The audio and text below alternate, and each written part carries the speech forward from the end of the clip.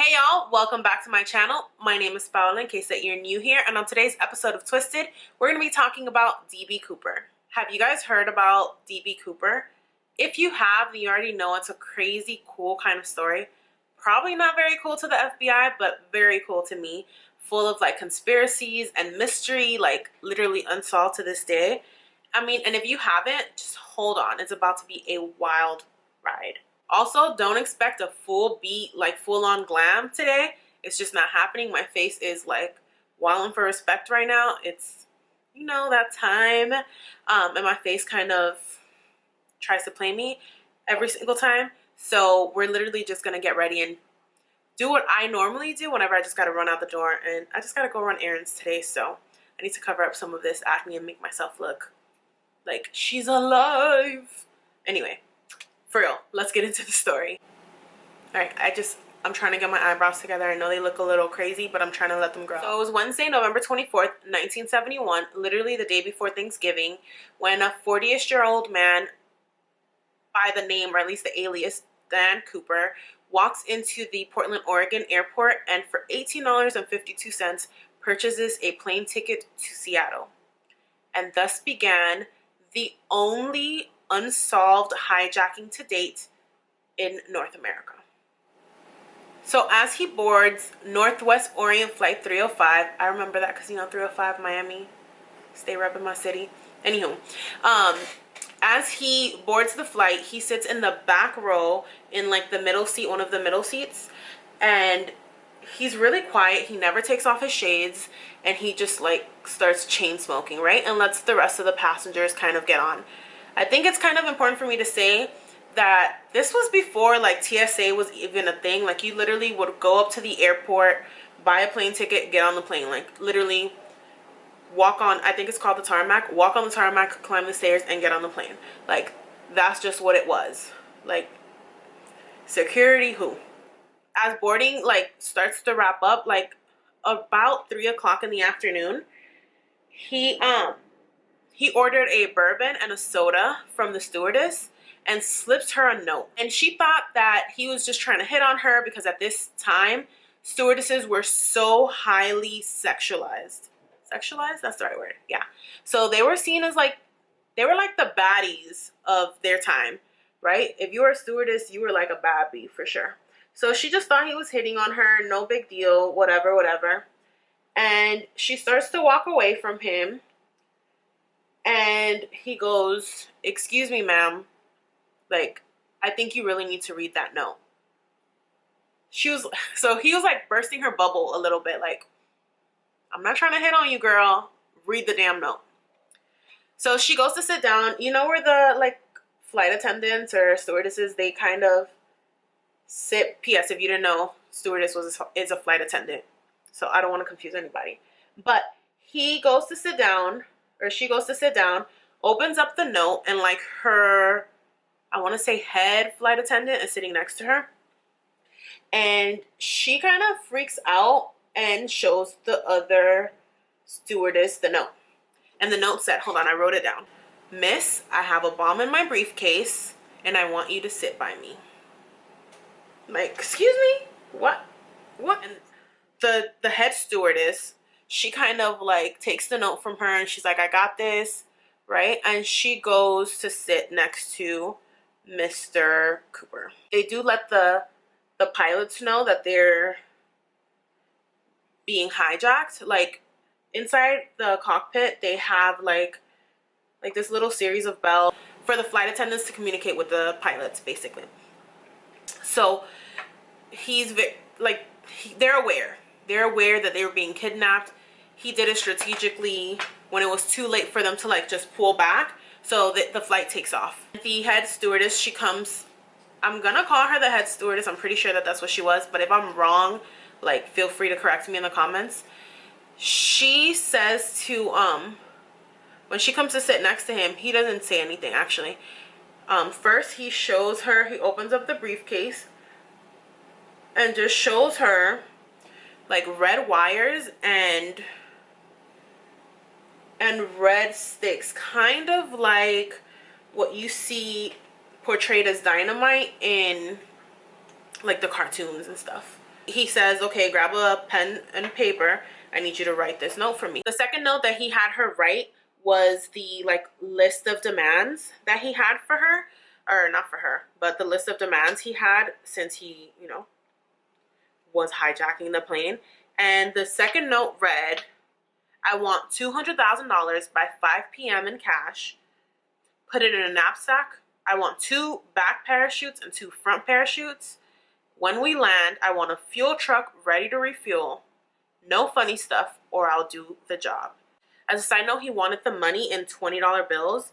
And I think that this is when ish really hit the fan, you know? Hijackings were commonplace at that time, but I don't want to say commonplace, but they were pretty common. But people would like go to Cuba and then come back and stuff like that. Never like no bombs and demanding money and ransom and all of that. Like that just wasn't normal.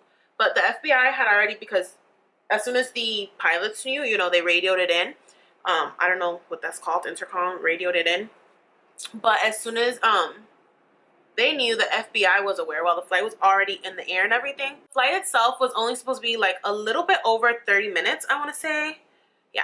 But he ended up holding the passengers until he got the ransom money and like basically that they met his demands. But the passengers didn't even realize that none of this was going on. They were literally like in that circling kind of pattern that sometimes you see airplanes in. So yeah. Ooh. I don't know why it's my cat. Freaking cat hair. Once he knew that he like had secured the bag and he had the money, he let the passengers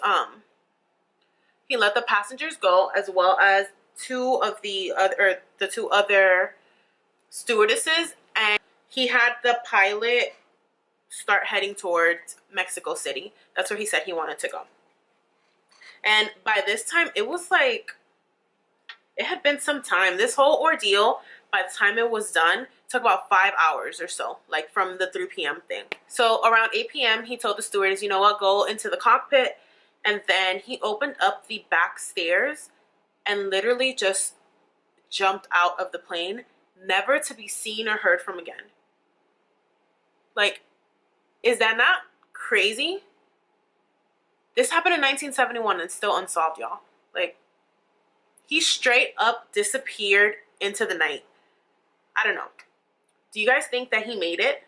Let me know in the comments before I start blabbing what I think, which I'm about to do. So go run to the comments and tell me if y'all think he did it or not. I mean, not that he did it. I know he did it. If y'all think that he made it or not. I honestly think he did make it, and here's why. So in 1980, so 9 years after all of this kind of went down, a 8-year-old boy was out by the Columbia River, and he ended up finding, like, in this package, and in the package it had $5,800 in it, and it was identified as the DB Cooper money because, you know, they knew the serial numbers of the money that they had given him, and the money was like deteriorating and everything. And the FBI kind of took that to mean, oh, clearly he died because here's some of the money. But like, I don't know, to me it said the opposite. When that that little boy found that money, it did trigger this like whole search in that area, and they came up empty they came up empty-handed. Literally no more money, no body, no nothing.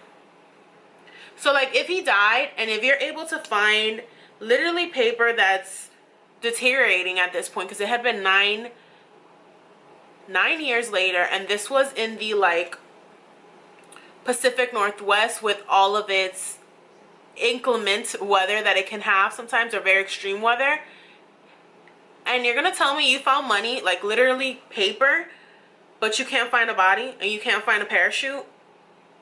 Like, I don't know. That's very suspicious to me. Very interesting, to say the least. If he was dead, if he had died, you would find more than that small amount of money. You get what I'm saying? $5,800 is a lot of money, but not compared to $200,000. Which, by the way, $200,000 like if you adjust it for inflation and all that, right now would be about $1.5 million. That's a lot of money. And I get it. It was 8 p.m. on a cold, rainy Pacific Northwest fall night when he jumped into the wooded area. But y'all, just think about it. Just think about it for a second. If he didn't make it, where's the body? Where's the rest of the money? Where's the parachute? Like, I don't know. It doesn't make sense. The math is just not mathing to me. DB Cooper was like this chain smoker, right? Or he's described as being a chain smoker, to the point that not only did the stewardess have to write the note for him, but she also had to like turn on his, like light his cigarettes. Yes, you were allowed to smoke on airplanes back then. Because he didn't want to take his hand off the little trigger thing, or detonator, whatever. Detonator, that's the word I was looking for earlier. And the FBI fumbled the bag so badly that they had the cigarette butts, but they're lost. Like, no one knows where they went. No one knows what the heck happened to them. When he got on the airplane, he got on with like this suit, right?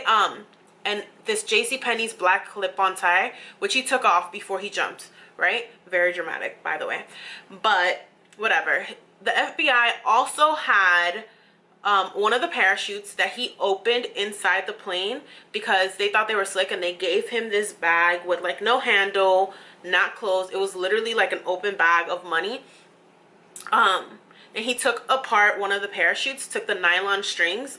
I don't know if you guys are familiar with what parachutes look like or what they're made of, but he took apart the nylon strings and like tied them and made himself a handle so he wouldn't lose the money, right?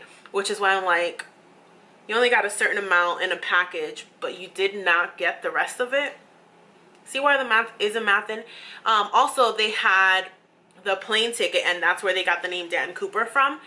So they got the original plane ticket that he went in and purchased.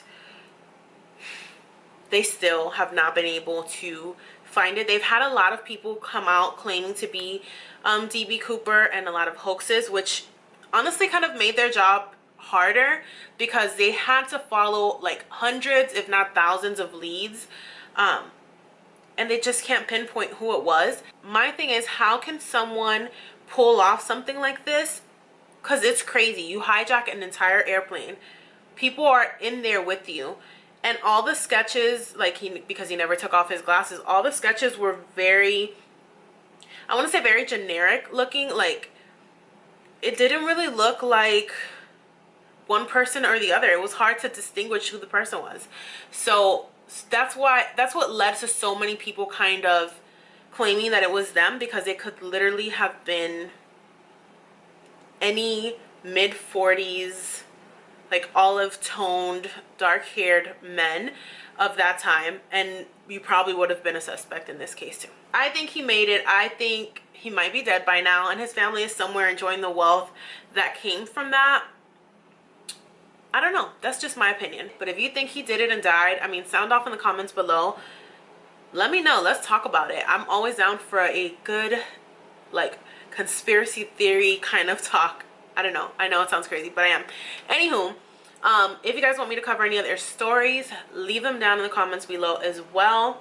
And if you did get all the way here, please consider subscribing. It would mean the world to me. And yeah, until next time. Bye, guys.